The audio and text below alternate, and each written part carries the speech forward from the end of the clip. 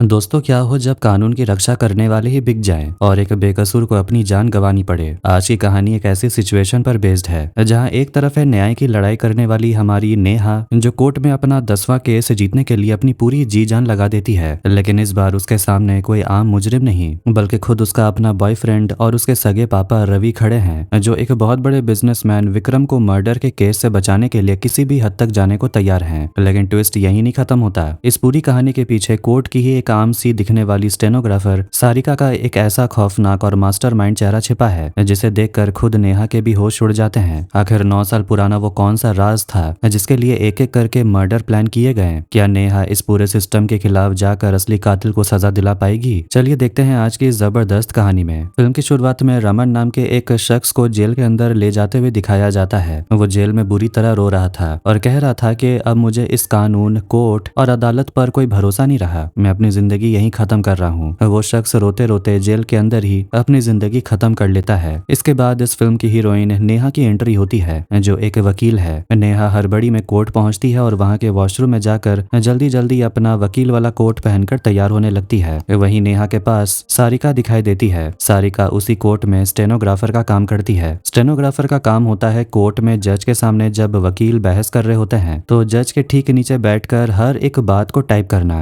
ये उसका काम था। नेहा सारिका से थोड़ा सा मेकअप मांग कर लगाती है और फिर बहस करने के लिए कोर्ट रूम के अंदर चली जाती है। नेहा का एक असिस्टेंट भी है, पर असल में नेहा खुद अभी किसी और सीनियर वकील के अंडर असिस्टेंट के तौर पर काम सीख रही है। उसने बहुत मेहनत करके अपना पहला केस हासिल किया है। ये केस जगदीश नाम के एक शख्स का है। पुलिस इंस्पेक्टर की रिपोर्ट के मुताबिक जगदीश के एक बार से भारी मात्रा में ड्रग्स बरामद हुए हैं। नेहा कोर्ट में दलील देती है कि ये सारी गड़बड़ जगदीश ने ही की है और वही इसका गुनहगार है। लेकिन दूसरी तरफ विपक्ष का वकील जगदीश का बचाव करते हुए उसे पूरी तरह बेगुनाह साबित करने में लगा है। जैसा कि हम जानते हैं, कोर्ट हमेशा सबूतों और गवाहों पर चलता है। अगर कोई गुनहगार भी हो लेकिन उसके खिलाफ पक्के सबूत ना हो तो वो बच निकलता है। यहाँ पर भी कुछ ऐसा ही होता है। नेहा के पास जगदीश के खिलाफ कोई ठोस सबूत नहीं था। आरोपी जगदीश भी कोर्ट से साफ कह देता है कि इस बात का कोई सबूत नहीं है कि वो ड्रग्स मेरे ही थे। और तो और उस जगह का सीसीटीवी कैमरा भी उस वक्त खराब था। अब कोर्ट में वो केस धीरे धीरे आरोपी जगदीश के पक्ष में जाता हुआ दिखाई दे रहा था। ऐसा लग रहा था नेहा ये केस हारने वाली है। तभी नेहा को ये केस देने वाले सीनियर वकील वहां आते हैं और कहते हैं कि इसके बाद ये केस मैं खुद संभाल लूंगा। तुम तो ये केस हार रही हो, तुमसे वकालत नहीं हो पाएगी। सीनियर की ये बात सुनकर नेहा का दिल टूट जाता है। वो कहती है, सर प्लीज मुझे एक आखिरी मौका दे दीजिए। मैंने बहुत मेहनत से ये केस अपने हाथ में लिया है। सीनियर बोलते हैं, मैं सोचकर फैसला करूंगा, और ये बोलकर वो चले जाते हैं। दूसरी तरफ उसी कोर्ट में रवि नाम के एक और वकील को दिखाया जाता है। ये रवि कोई और नहीं बल्कि नेहा के पिता हैं। रवि इतने बड़े वकील हैं कि उन्होंने आज तक अपनी जिंदगी में एक भी केस नहीं हारा है। वो अभी अभी एक बहुत बड़ा केस जीतकर कोर्ट से बाहर आ रहे थे। ढेर सारे प्रेस और मीडिया वाले उनका इंटरव्यू ले रहे हैं। नेहा एक कोने में खड़ी होकर चुपचाप अपने पापा की ये कामयाबी देख रही थी। तभी नेहा का असिस्टेंट उसे कहता है, मैडम मैं आपके पापा के अंडर असिस्टेंट के तौर पर कैसे काम कर सकता हूँ, कोई रास्ता बताइए ना।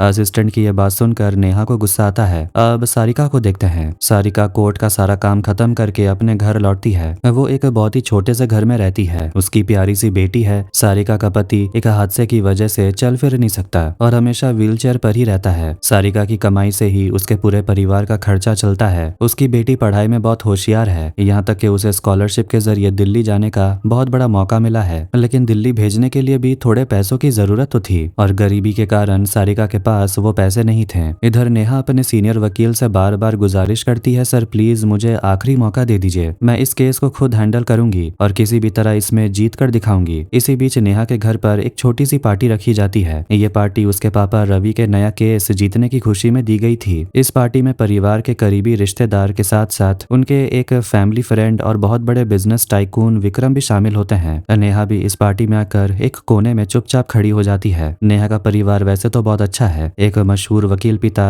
बहुत प्यार करने वाली माँ और एक बड़ा भाई। लेकिन उसका भाई हमेशा अपने पापा रवि की चमचागिरी करने में लगा रहता है। नेहा एक लड़के से प्यार करती है और वो लड़का भी फिलहाल नेहा के पापा रवि के अंडर ही असिस्टेंट का काम सीख रहा है। पार्टी में जैसे ही नेहा पहुंचती है, उसके पापा और भाई उसका मजाक उड़ाना शुरू कर देते हैं। उसके पापा कहते हैं, क्यों, ऐसा लग रहा है कि पहले ही केस में तुम मुंह की खाने वाली हो। कोर्ट में ये मायने रखता है कि तुम कितनी बहादुरी से बहस करती हो और सबसे जरूरी ये है कि तुम क्या सबूत पेश करती हो। इसके बाद उसके पापा कहते हैं, तुम बस 10 केस कामयाबी से जीत कर दिखा दो। अगर तुमने ऐसा कर दिया तो मैं तुम्हें अपना अगला वारिस घोषित कर दूंगा और तुम हमारी पूरी लॉ फर्म को अकेले संभाल सकती हो। तो क्या कहना है तुम्हारा? नेहा कहती है, मैं पूरी कोशिश करूंगी। पार्टी में मौजूद वो बड़े बिजनेसमैन विक्रम शराब पीने के बाद अपना ग्लास नीचे रखते हैं। तभी वहां मौजूद एक नौकर चुपके से उस ग्लास को उठा लेता है और विक्रम के फिंगरप्रिंट्स को एक प्लास्टिक कवर में सुरक्षित रख लेता है। उधर विक्रम के सीनियर वकील उसकी मेहनत देखकर मान जाते हैं और कहते हैं, ठीक है, मैं तुम्हें इस केस के लिए एक आखिरी मौका दे रहा हूँ। अगर दम है तो किसी तरह केस जीत कर दिखाओ। अब नेहा का हौसला और बढ़ जाता है। अगली सुबह वो तेजी से कोर्ट की तरफ जा रही होती है। तभी उसे रास्ते में वही स्टेनोग्राफर सरिका मिलती है। नेहा उसे कहती है, आप भी कोर्ट ही जा रही है ना, चलिए मैं आपको ड्रॉप कर देती हूँ। सारिका उसकी कार में बैठ जाती है और कहती है, कल कोर्ट में मैंने तुम्हारी बहस देखी थी। आज अगर फैसला तुम्हारे खिलाफ भी आए तो हिम्मत मत हारना। नेहा पूछती है, आप ऐसा क्यों कह रही हैं? क्या आपको लगता है कि मैं हार जाऊंगी? सारिका कहती है, नहीं, बात यह है कि कोर्ट सिर्फ सबूतों पर चलता है और तुम्हारी तरफ से कोई मजबूत सबूत पेश नहीं किया गया था। नेहा पूछती है, तो फिर जीतने के लिए मुझे क्या करना चाहिए? तब सारिका उसे छोटी सी एडवाइस देते हुए कहती है, आरोपी ने अब तक क्या क्या किया है ये तो सब जानते हैं, लेकिन वो कौन सी बात छुपा रहा है तुम वो ढूंढ निकालो और उसे सबूत बनाकर कोर्ट में पेश करो। जीत तुम्हारी होगी। नेहा इस बात पर थोड़ा दिमाग लगाती है और कुछ जरूरी डिटेल्स इकट्ठा करती है। कोर्ट में जब सुनवाई शुरू होती है तो नेहा जज के सामने दलील देती है कि खुद आरोपी जगदीश ने माना कि उसकी दुकान का सीसीटीवी कैमरा खराब था। इसका मतलब ये उसकी भारी लापरवाही थी जिसकी वजह से उसकी दुकान में ड्रग्स बेचे जा रहे थे। नेहा कानून की ऐसी धारा कोर्ट के सामने रखती है जिसके मुताबिक अगर मालिक की लापरवाही से कोई गैर कानूनी काम होता है तो उसकी जिम्मेदारी मालिक की ही होती है। ये पॉइंट काम कर जाता है और नेहा अपना पहला केस जीत जाती है। जगदीश को गिरफ्तार करके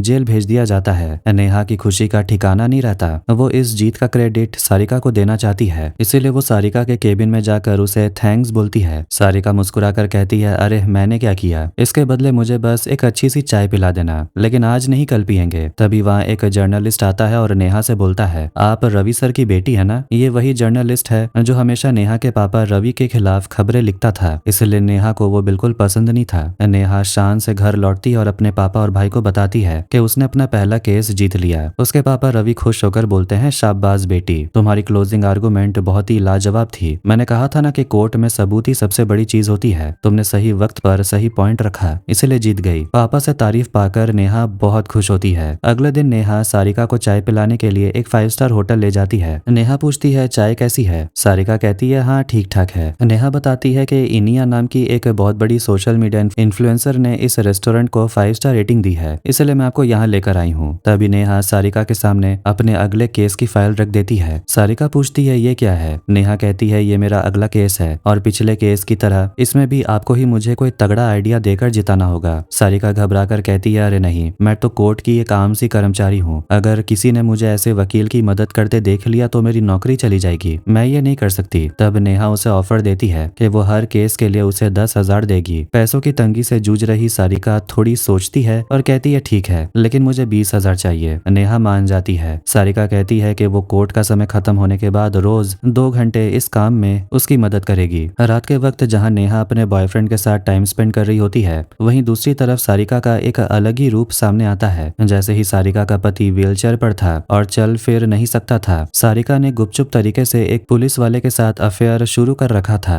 वो उस पुलिस वाले के घर पर उसके साथ वक्त बिता रही होती है। कुछ देर के बाद वो जल्दी जल्दी तैयार होकर बोलती है, अब मुझे निकलना चाहिए, ज्यादा देर हुई तो मेरे पति को शक हो जाएगा। वो पुलिस वाला भी सारिका के प्यार में पूरी तरह पागल दिखाई देता है। अब नेहा के सामने जो दूसरा केस आता है वो दिव्या नाम की एक 19 साल की लड़की का है। उस लड़की ने आरोप लगाया था कि एक शख्स ने उसके साथ गलत हरकत की है, लेकिन जब उस आरोपी से पूछताछ की जाती है तो वो दावा करता है कि सब उस लड़की के मर्जी के साथ ही हुआ और अब वो लड़की उसे पैसे ऐंठने के लिए झूठा केस कर रही है। नेहा और सारिका मिलकर इस केस की पड़ताल में जुट जाती हैं। कोर्ट में विपक्ष का वकील दलील देता है कि लड़की और लड़का दोनों बालिग हैं, इसलिए उनके बीच जो कुछ भी हुआ वो कोई जुर्म नहीं है। वो ये भी आरोप लगाता है कि लड़की का चरित्र ठीक नहीं है। नेहा फिर से परेशान हो जाती है कि वो ये केस हारने वाली है और सारिका के सामने दुखड़ा रोती है। तब शातिर सारिका उस लड़की को ध्यान से देखकर बोलती है, ये लड़की दिखने में 19 साल की तो नहीं लगती। आजकल फेक एज सर्टिफिकेट आसानी से बन जाते हैं, तुम इस एंगल से सोचो और किसी तरह इसकी असली उम्र का पता लगाओ, केस तुरंत तुम्हारे पाले में आ जाएगा। नेहा उस लड़की के हाथ की हड्डियों का एक्सरे कराती है, जिससे उसे एक बड़ा क्लू मिलता है। कोर्ट में नेहा एक डॉक्टर को गवाह के तौर पर बुलाती है और हड्डियों के विकास के आधार पर लड़की की उम्र पूछती है। डॉक्टर गवाही देता है कि लड़की की उम्र केवल 16 साल है। नेहा कोर्ट में जोरदार बहस करती है कि जबकि लड़की नाबालिग है, इसलिए आरोपी पर पॉक्सो के तहत कार्रवाई होनी चाहिए और उसे जेल भेज देना चाहिए। लेकिन विपक्ष का चालाक वकील डॉक्टर को ही आड़े हाथों ले लेता है। वो डॉक्टर से क्रॉस क्वेश्चन करते हुए पूछता है, डॉक्टर साहब, आप सिर्फ हड्डियों को देखकर इतने यकीन से कैसे कह सकते हैं कि लड़की की उम्र 16 साल ही है? ऐसा भी तो हो सकता है कि लड़की की उम्र 18 या 19 से ज्यादा हो, लेकिन किसी शारीरिक बीमारी या हार्मोनल गड़बड़ के वजह से उसकी हड्डियों का पूरा विकास ना हुआ हो। क्या ऐसा मुमकिन है? डॉक्टर के पास इसका कोई पुख्ता जवाब नहीं होता और नेहा का ये दांव पूरी तरह उल्टा पड़ जाता है। विपक्ष के वकील के क्रॉस क्वेश्चन करने पर डॉक्टर मान जाते हैं कि बीमारी के वजह से हड्डियों का विकास रुकना मुमकिन है। अब केस पूरी तरह उलझ गया था। एक दिन नेहा स्टेनोग्राफर सारिका के घर जाती है। वहां वो सारिका के अपाहिज पति और पैसे की तंगी के बावजूद बेटी को मेहनत से पढ़ते हुए देख इमोशनल हो जाती है और उसकी बेटी की मदद करती है। इसी बीच नेहा के पापा के खिलाफ लिखने वाले उसी जर्नलिस्ट ने नेहा को एक वीडियो भेजा था। उस वीडियो में आरोपी सचमुच दिव्या नाम की उस लड़की के साथ गलत हरकत करता दिख रहा था, जिससे साबित हो गया था कि लड़की नाबालिग है। नेहा इस वीडियो सबूत को कोर्ट में पेश करती है। जज गुस्सा होकर आरोपी को 20 साल की जेल की सजा सुना देते हैं। इस तरह सारिका की मदद से नेहा एक के बाद एक 9 केसेस जीत जाती है। अब पापा के शर्त के मुताबिक उसे अपनी काबिलियत साबित करने के लिए सिर्फ एक आखिरी 10वां केस जीतना था।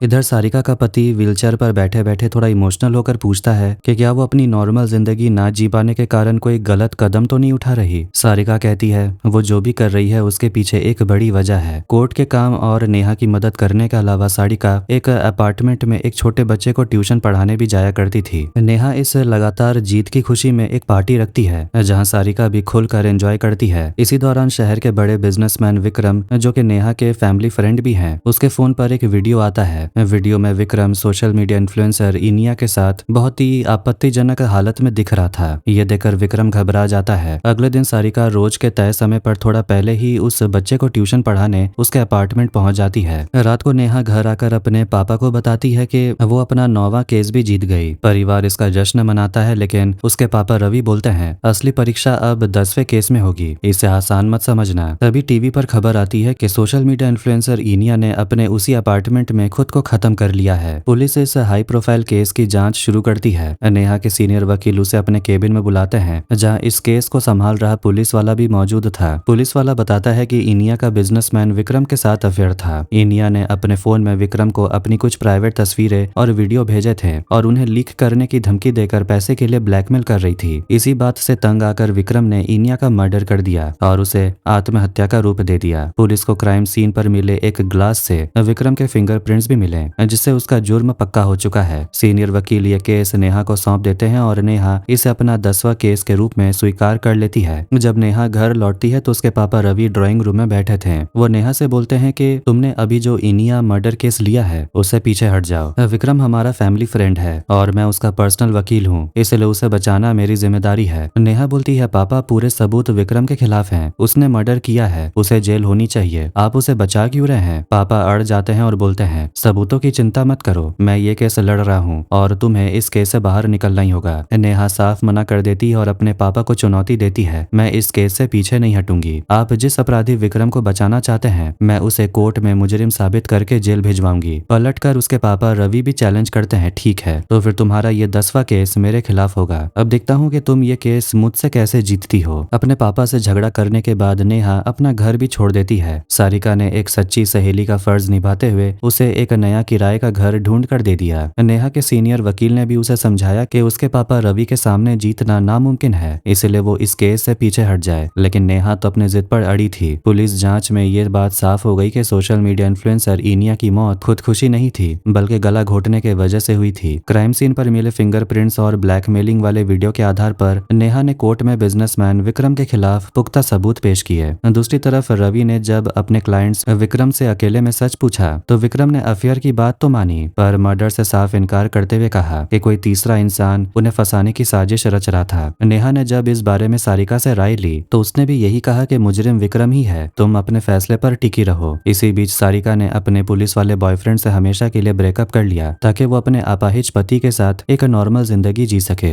जब कोर्ट में सुनवाई हुई तो रवि की दमदार दलीलों के सामने नेहा टिक नहीं पाई और विक्रम को बेल मिल गई, जिससे नेहा अपने पापा से बेहद नाराज हो गई। रवि को जांच के दौरान दौरान पता चला कि विक्रम को ब्लैकमेलिंग वाले वीडियो इनिया ने नहीं बल्कि किसी तीसरे शख्स ने एक दूसरे फोन से भेजे थे, जो अब स्विच ऑफ आ रहा था। इधर नेहा ने कोर्ट में सीसीटीवी फुटेज पेश करके साबित किया कि मर्डर वाले दिन दोपहर को विक्रम इनिया के अपार्टमेंट में गया था। जवाब में रवि ने दलील दी कि विक्रम वहां गया जरूर था, पर मर्डर किसी और ने किया है और विक्रम के फिंगरप्रिंट्स भी वहां नकली तरीके से प्लांट किए गए हैं। केस की गहराई में जाने पर पता चला कि इनिया के बैंक अकाउंट में सिर्फ 3 लाख रुपए थे, फिर भी वो 4 करोड़ रुपए के आलीशान फ्लैट में रहती थी। इसी बीच नेहा का बॉयफ्रेंड, जो रवि का जूनियर था, रात को नेहा के घर पर आया और सुबह चुपके से उसके लैपटॉप से केस की सारी सीक्रेट डिटेल्स चुरा कर चला गया। पकड़े जाने पर उसने बेशर्मी से बताया कि उसे खुद रवि सर ने ये सब करने के लिए भेजा था। नेहा को अपने बॉयफ्रेंड से इस धोखे से गहरा सदमा लगा था। अगली सुनवाई में रवि ने नेहा के चुराए गए डाटा के दम पर बहस शुरू की, लेकिन नेहा ने पहले ही एक छिपा हुआ मास्टर कार्ड तैयार रखा था। उसने कोर्ट को बताया कि 9 साल पहले विक्रम के क्रिस्टल बार में आग लगी थी, जिसमें 4 लोगों की मौत हो गई थी। बार मालिक विक्रम पर लापरवाही का केस दर्ज हुआ था। उस वक्त इनिया वहां कस्टमर थी और इकलौती चश्मदीद गवाह थी। इनिया ने अचानक विक्रम के पक्ष में अपना बयान बदल दिया और इसके तुरंत बाद उसके पास करोड़ों रुपए आए, जिससे उसने ये महंगा फ्लैट खरीदा और वो विक्रम के करीब आ गई। नेहा ने अपना फाइनल पॉइंट रखते हुए कहा कि इनिया उसी पुराने राज और नए वीडियो के दम पर विक्रम को ब्लैकमेल कर रही थी, इसलिए विक्रम ने उसे रास्ते से हटा दिया। जज ने नेहा की इस थ्योरी को सुनने के बाद उसे इससे जुड़े सारे डॉक्यूमेंट्स अगली सुनवाई में पेश करने का आदेश दिया। वो सारे सबूत विक्रम के पास थे, जिसने उन्हें रवि को सौंप दिया। रवि को समझ आया कि इन सबूतों से विक्रम सीधे फंस जाएगा, इसलिए उसने और उसके बेटे ने एक चाल चली। उन्होंने उन सबूतों को हजारों पन्नों के एक दूसरे डॉक्यूमेंट्स के पीछे छिपा दिया ताकि नेहा उन्हें अगली सुनवाई तक ढूंढ न पाए। इसी बीच नेहा को फिल्म की शुरुआत में खुद को खत्म करने वाले रमन के बारे में पता चला। उसने एक सीनियर वकील से मिलकर रमन का सच जाना। जब नेहा अपने घर पर फाइलों की ढेर में सबूत ढूंढ रही होती है, तभी उसका भाई वहां आता है। उसने नेहा की जासूसी करने का नाटक किया, पर चुपके से उस फाइल को ढूंढकर बंडल में सबसे ऊपर रख दिया और वहां से चला गया। भाई की इस मदद से नेहा को वो जरूरी सबूत मिल गया था। सबूत हाथ लगते ही नेहा सीधे सारिका के घर पहुंची। उसने सारिका के पति के सामने खुलासा किया कि इनिया का मर्डर और कोई नहीं बल्कि खुद सारिका ने ही किया है। नेहा ने बताया, मैंने रमन के बारे में सब पता लगाया। रमन तुम्हारा छोटा भाई था, जिसने झूठे आरोप के कारण जेल में जान दी थी। तुमने अपने भाई की मौत का बदला लेने के लिए ये पूरा जाल बुना था। सारिका ने अपना जुर्म कबूल करते हुए 9 साल पुराना सच बताया। विक्रम के क्रिस्टल बार में सुरक्षा नियमों को अनदेखा करते हुए जरूरत से ज्यादा टेबल लगाए गए थे। वहां सारिका का पति और उसका भाई रमन सर्वेंट थे और जगदीश वहां का मैनेजर था। जब बार में आग लगी और 4 लोग मरे तो ओनर विक्रम और मैनेजर जगदीश ने खुद को बचाने के लिए सारा इल्जाम मासूम रमन पर लगा दिया। विक्रम के वकील यानी नेहा के पापा रवि ने अपनी पावर का इस्तेमाल करके रमन को जेल भिजवा दिया, जहां उसने खुद को खत्म कर लिया। इसी हादसे में सारिका का पति भी हमेशा के लिए अपाहिज हो गया। सारिका ने उन सबको सजा देने का प्लान बनाया। सारिका ने अपने पुलिस वाले बॉयफ्रेंड की मदद से जगदीश के बार में ड्रग्स प्लांट करवाए और वो केस नेहा को दिलवा कर उसे जेल भिजवाया। दूसरे केस का आरोपी वो शख्स वो भी उसी हादसे और साजिश में शामिल था, जिसे सारिका ने पॉक्सो केस में फंसवा कर 20 साल की सजा दिलवाई। और विक्रम की बात की जाए तो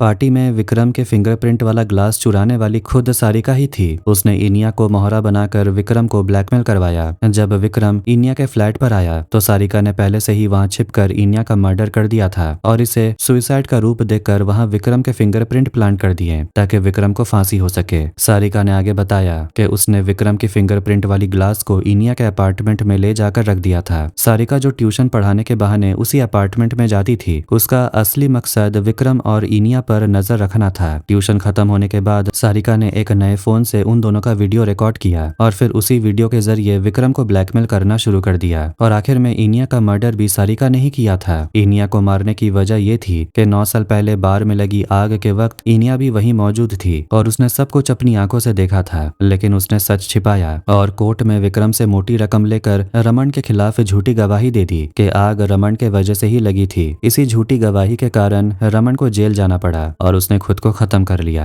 अपने भाई की मौत की जिम्मेदार होने के कारण ही सारिका ने इनिया को अपने हाथों से मौत के घाट उतार दिया। ये सब सुनकर नेहा पूरी तरह हैरान रह जाती है। वो पूछती है, तुमने मुझे इस केस में क्यों फंसाया? सारिका बोलती है, मैंने तुम्हें फंसाया नहीं, तुम खुद मेरे पास मदद के लिए आई थी और मैंने सिर्फ तुम्हारा इस्तेमाल किया। लेकिन मैंने जो कुछ भी किया इंसाफ के लिए किया। मुझे सीधे रास्ते से इंसाफ नहीं मिला, इसीलिए मैंने ये रास्ता चुना। कल कोर्ट में अगर तुम ये सारे सबूत पेश कर दोगी तो विक्रम गिरफ्तार हो जाएगा और मेरा बदला पूरा हो जाएगा। पर नेहा बोलती है, लेकिन मैं झूठ का साथ नहीं नहीं दे सकती, ये सब तुमने किया है, इसलिए मैं तुम्हें कोर्ट में फंसाऊंगी। सारिका हंसकर पूछती है, तुम्हारे पास मेरे खिलाफ क्या सबूत है? तभी नेहा अपना फोन का रिकॉर्डर ऑन करती है जिसमें सारिका का ये सारा कबूलनामा रिकॉर्ड हो चुका था। ये देखकर सारिका के होश उड़ जाते हैं। अगले दिन कोर्ट में जाने से पहले नेहा अपने पापा रवि से पूछती है, क्या आप जानते थे कि 9 साल पहले बार वाले केस में विक्रम ही असली गुनहगार था, फिर भी आपने उसे बचाया? रवि अपनी गलती मानते हुए कहते हैं, हाँ, मैंने पैसों के लालच में उसे बचाया था, वो मेरी बहुत बड़ी गलती थी। कोर्ट में नेहा दुविधा में थी कि वो क्या फैसला करे, लेकिन आखिर में वो एक बहुत बड़ा फैसला लेती है। वो कोर्ट में सारे सबूत विक्रम के खिलाफ ही पेश करती है। जैसे ही रवि और नेहा के भाई को समझ आता है कि नेहा को असली सबूत मिल चुके हैं, वो अपना लैपटॉप बंद कर देते हैं और हार मान लेते हैं। जज उन सबूतों को देखकर फैसला सुनाते हैं कि इनिया का मर्डर विक्रम नहीं किया है और उसे उम्र कैद की सजा दे देते हैं। विक्रम कोर्ट में चिल्लाता रह जाता है कि उसने मर्डर नहीं किया, लेकिन पुलिस उसे जेल ले जाती है। जज के ठीक नीचे बैठकर टाइपिंग का काम कर रही सारिका ये सब देखकर बेहद इमोशनल हो जाती है। उसे समझ आता है कि नेहा को सारा सच पता होने के बाद भी नेहा ने उसे बचाने के लिए और असली गुनहगार विक्रम को सजा दिलाने के लिए ये सब सच छुपा लिया। सारिका के मन में नेहा के लिए इज्जत बहुत बढ़ जाती है। यहाँ ये भी साफ हो जाता है कि सारिका ने उस पुलिस वाले से जो संबंध बनाया था वो भी बिना इच्छा के सिर्फ अपना बदला पूरा करने के लिए ही बनाया था। कोर्ट से बाहर आने पर पापा रवि अपनी बेटी नेहा को बधाई देते हैं। कहते हैं, 9 साल पहले जो झूठा केस लड़कर मैंने अपने दिल पर बोझ पाल रखा था, आज तुमने विक्रम को सजा दिलाकर मेरा वो बोझ हल्का कर दिया। मुझे तुम पर गर्व है। नेहा मन ही मन सोचती है कि पापा का बोझ तो उतर गया, लेकिन आज एक सच छुपाकर जो बोझ मैंने अपने दिल पर लिया है उसे मैं किसके सामने हल्का करूंगी। वो एक झूठी मुस्कान के साथ वहां से चली जाती है। आखिर में सारिका नेहा से मिलती है और उसे बचाने और इंसाफ दिलाने के लिए